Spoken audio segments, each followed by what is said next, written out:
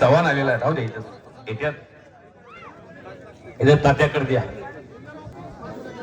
हो हो 51,000 रुपये चांदीची गदान छत्रपती केसरी काय तालमीत आहे. आणि तो सूरज मगर आहे पुढचा लाल पट्टीचा.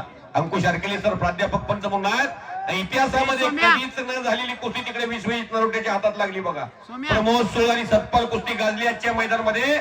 आणि गणेश चव्हाण मात्र पंढरपूरचा बाबळगावचा पैलवान आलाय प्रमोद सोळच्या विरोधात. मोरूची विरुद्ध बाबळगाव. आणि आशुतोष गायकवाड शिवाश वारे वागणे आत्या काहीतरी घर सुनील कोडगोन आत्या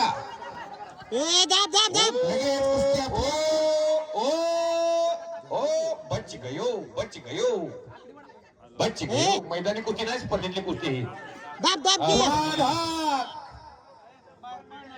कर्नल भोसले चौक पंढरपूर कुस्ती 4-0 नागेश काका भोसले मित्रमंडळातर्फे 100 रुपये. आणि लाल 4 निळा 0.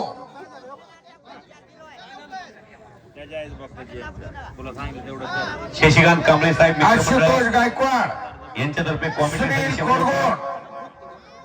मुकुंद उबाळे पैलवान या दोघांना एक नागरिक पुकार. सरपंच यांच्यातर्फे 100 रुपये कुस्ती कॉमेंट्रीसाठी. विजय हनुमंत पैलवान या गावचा एक सुताराचा पोरगा आतमध्ये रे बाळा. कुणी सन्मान्य अप्पासाहेब उबाळे विजय उबाळे यांचे थोरले बंधू माजी जिल्हा परिषद सदस्य यांच्याकडून कुस्ती कॉमेंट्रीसाठी 100 रुपये. मारुती तात्या उबाळे यांच्याकडून एक कुस्ती कॉमेंट्रीसाठी 100 रुपये. मारुती या नावातच ताकदले मोठे हो. जन्म झाल्या सूर्याला फळ म्हणून गिळायला चालले होते. देवाचीच नाव हो. नागाबाज नागनाथ महाराजांचं नाव आहे. वामन भाऊंचं अवतारातलं एक अवतार आहे. चल मग नाही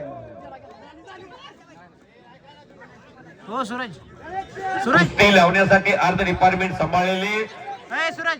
आणि तिकडे प्रमोद सोळ दिमागदार विजय मिळवला. गणेश चव्हाणच्या विरोधात दुसरी कुस्ती मारली. मोर्चीचा पैलवान टाळ्या वाजवा. चांगली कुस्ती झाली. संपलेल्या कुस्तीत प्रमोद सोळ विजयी. सौदागर जगताप यांच्याकडून कुस्ती कॉमेंट्रीसाठी 100 रुपये. धन्यवाद जगताप साहेब. सुनील कोटकोटाले गणेश पेटा निराश व्हायचं नाही. अजून भरपूर काळ आहे तुझा. आशुतोष गायकवाड कुस्ती लावण्यासाठी विनोद जगताप सौदागर जगताप विश्वजित नरोटे पैलवान तर्फे प्रमोद सोळा 1000 रुपये. अरुण बोरकर साहेबांच्या विनोद जगताप सौदागर जगताप समाधान उबाळे आणि सूरज उबाळे आतमध्ये चला कुस्ती लावायला. आर्थ डिपार्टमेंट बंद ठेवा. 5 मिनिट तुमच्याकडे पैसे न्यायला कोणी येणार नाही. आतमध्ये चला पिशवी घेऊन या. आतमध्ये नाही तर तिथे ठेवता. सचिन सातव कडून प्रमोद सोळा मगरवाडीचा पैलवान विजयी. मी मगाच सांगितलं होतं हा पोरगा